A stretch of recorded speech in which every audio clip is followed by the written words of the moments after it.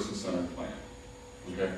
Now usually what happens is that we go, health and safety. Gotta be healthy and safe, and health and safety, and health and safety. And we make it all one word, right? Because it's no longer really about being healthy and safe. It's about meeting requirements. Okay? So we have health and safety, and then that somehow is important for the person, and then that governs everything else. Does that make sense? And you know what? There's a lot of things in my life that might make me healthier, but I don't want to do them. I am not going to freaking go to a gym. It's just not happening. My exercise routine is 2 sit-ups a day. Half in the morning, half at the nap. Half at the end of the nap, half at the bedtime. That's 2 sit-ups. That's it. What is important for me is to control my cholesterol. What's important to me is bacon cheese fries. Do you understand? I got to figure out how do I make those two things mesh. Because my healthy part of me, the health and safety part of me, and the important to me stuff, and let's face it guys, okay, let's just be honest, what we need and what we want don't always line up, okay? They don't always line up real well. But what we want almost always governs what we need. We need to eat, right? We need to eat. What I want to eat will help steer what I'm going to go, right? I want affection. I need relationships, connections. What I want in terms of what is attractive to me will govern who I spend time with. Does that make sense? Okay? So that's part of what we're trying to do with this process, is figure out how do we take what's important to the individual and mesh it with what's important for the individual. Because that's our job, that's the system, is to say what's important for somebody. Okay? So we're going to try and figure out how do we make those two things work. So that's where the values of the person, or the P factor, when we're doing the assessment, you'll see the little letter P. Okay, the person scores, and the system of support scores are addressed. And the system of support is going to be the group of people who are going to be talking about risks usually, the things that are dangerous, okay? So in the cholesterol example that I used earlier, I need to control my cholesterol, but I like my cheese fries, my bacon cheese fries, which I just had the other night, which got me in trouble. I was at the Crosby, Stills and Nash concert. They just seem so good. But the point being is that there's a variety of ways to deal with that, isn't there? Okay? One of them is exercise. Well, I already said I'm not doing the exercise. That ain't happening. Another thing I can do is limit the number of times I have those things. So I negotiate, you know, kind of the frequency at which I'm going to have cholesterol high foods. Okay? Another way is to say you're going to have to take Zetia and Simvastatin or whatever in order to be able to manage the fact that you're going to eat not healthy things occasionally. Well, that was my choice. I take a medicine because I know that I live on the road. And when I'm driving at 12 o'clock at night, and I'm in the gas station buying my sodas and something to eat, I'm not checking the cholesterol content on the back of the Hostess cupcakes. I'm just not. And it's like, it's freaking midnight. I'm hungry. I've got to do something to keep myself awake. This is what I'm going to do. And so I balance, you know, it's like balancing the risk. So that's part of what we've got to figure out how to do, is talk about how are we going to make the risks rational, reasonable, manageable. We all have risks all the time. Okay? If we really wanted people to be healthy and safe, if we really believed that that was true, everybody would be living with 1 or 2 other people in their own home, because they'd be more safe there than they are in our group homes and our institutions. We know that. The research says it. If we wanted everybody to be, quote, healthy and safe, they would never get in a car, because you're more likely to die in a car than you are doing any other single activity. Do you understand what I'm saying? But those things are not going to happen tomorrow. So we have to figure out how to rebalance the risks with the benefits that come out of it. All right, so we talk about both the importance and the barriers to both the person and the system. Okay? How important is this thing to get? And what are the things that prevent me from getting to them? The higher the barriers, okay, the more frustrated I'm likely to be. Does that make sense? Or another way to think of a barrier is that if you're trying to avoid getting near me, but I keep grabbing a hold of you, okay, that can serve as a type of barrier because it's preventing you from escaping. Okay? So something that prevents you from escaping something that's identified as a sensitivity, okay, is a barrier too. So if it prevents you from leaving or avoiding the thing that is your sensitivity. So if you're really having a hard time dealing with frustration, and when I see you get frustrated, I give you more to do, or I start yelling at you about why you're not doing it. You know how to do it. You should be. What happens to your frustration levels then, right? What happens to your anxiety levels then? They go up, right? So I actually am serving as a barrier to you being able to avoid being frustrated and anxious. Okay? So people can actually be the barrier. Well, we're going to talk about some other barriers and how all those things kind of fit together. All right. Next part of this is that we have a lot of different data points, a lot of different things that we can look at with this assessment. It's not like you get a score. It gives you a bunch of different places to look, to have those, to have a comprehensive analysis. And even when we say, yes, we have agreement on these two scores, okay? There's no difference between what you see and what I see, okay? So you've decided this is important to you, I decide this is important for you, we have complete agreement. That would give you a 1 on this assessment. We'll talk about the scoring later. That would be perfect agreement, okay? But just because it's perfect agreement doesn't mean we get to ignore it, okay? So if you really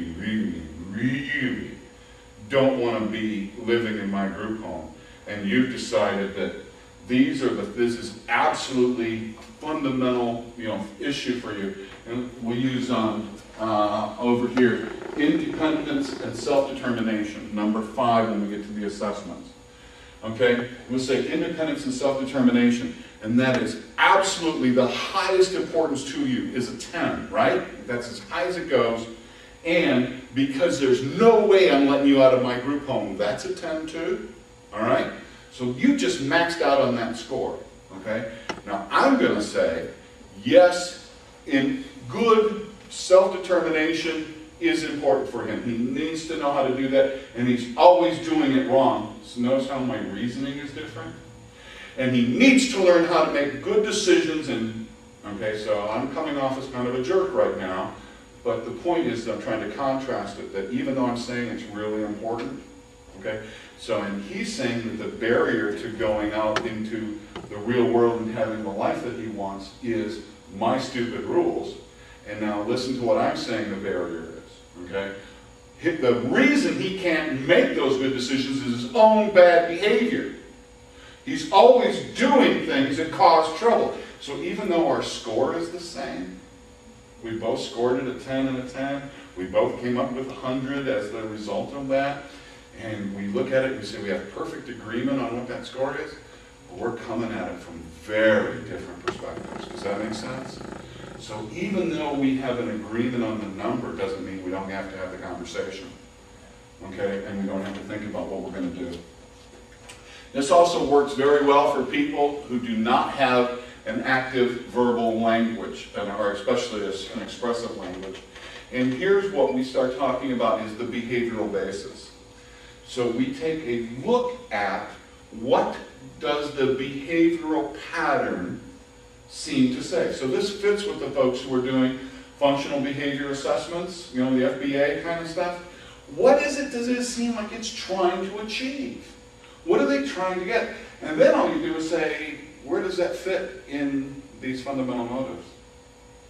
Where does that fit? So if I'm really trying to get away from all these other people telling me what to do all the time, where does that fit? Does that fit under self-determination? Or does that fit under avoiding anxiety? Or, you understand? So, this is not to denigrate or to take anything away at functional behavior assessment kinds of things. Because, especially for folks who don't have good language skill, they can have an insight that we might really benefit from. The other side of that is, this type of an assessment can really help to inform their work and help them have a much stronger, better understanding of the person, especially if they don't know them really well, okay? Which more and more is the case, you know, because there's not enough behavior analysts who are certified or trained to go around. Okay, so any questions or comments about that? We all good? Okay. So, again, the conversations are as important as the numbers, and I just want to keep emphasizing, you know, we need to have these conversations. And part of this, the value of this assessment is to get us to talk in ways that we're not used to talking with each other, about things we're not used to talking about. Okay? So, that's with the person, with their chosen others, with the people that they like. Now, you say, but what if they, you know, they don't have any, you know, big language, you know, they don't, how are we going to know who their chosen others to be involved are? Oh, come on. You're going to tell me that you don't know who's somebody's favorite staff? You know who they are. There's no question. You can tell if they like the case manager or hate the case manager. You can tell if they respect mom or wish mom would just drop off the face of the earth. Okay? That's a type of choosing. Does that make sense? Okay? So that behavioral basis comes down to even who do we engage and who do we involve in this process. Now, I don't know about you guys, but when somebody's talking about my life, I want people who care about me, not just about the system, or not just about, you know, the way things are done here. So if you're going to be having a conversation about me, I should be having some say about who it is that gets to be involved in that conversation. Okay? Does that make sense? Because if that jerk that was saying that the reason he has all these behaviors, you don't want me doing an evaluation of you, do you? Because I'm going to find all kinds of faults and reasons why you're not a good, healthy, natural, you know, respectable adult, and why I have to have all these rules and why you can't do this. You don't want me involved in your life. If you had to pick between him and me and you don't even know him, you would not pick me. Right? If you know you don't like me, there's a chance you may like him, but you know you don't like me. Okay? And that's an important element to this, because if you get people who come in with an agenda to do this assessment, it will skew the results. Okay?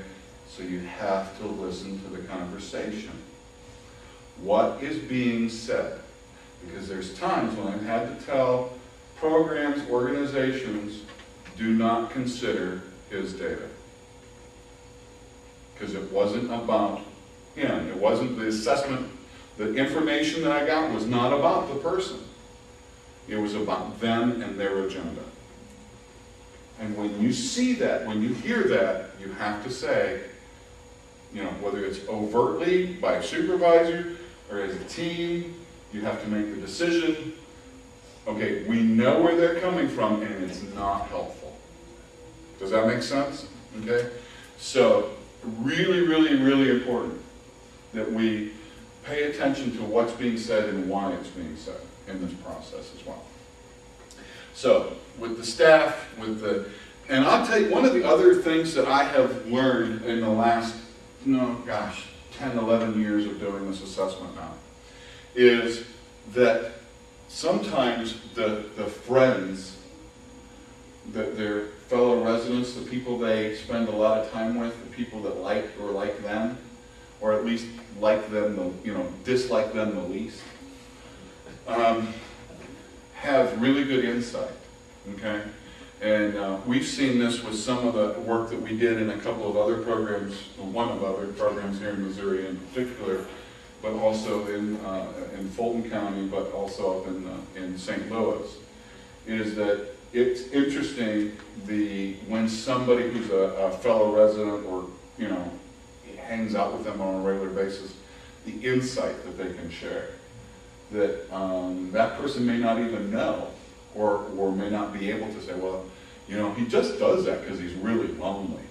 Or in one case we had a guy who finally got around to saying, well, the truth is that the 3 to 11, the 3 to 11 staff really don't like me, which is why I always just hang out in my room, because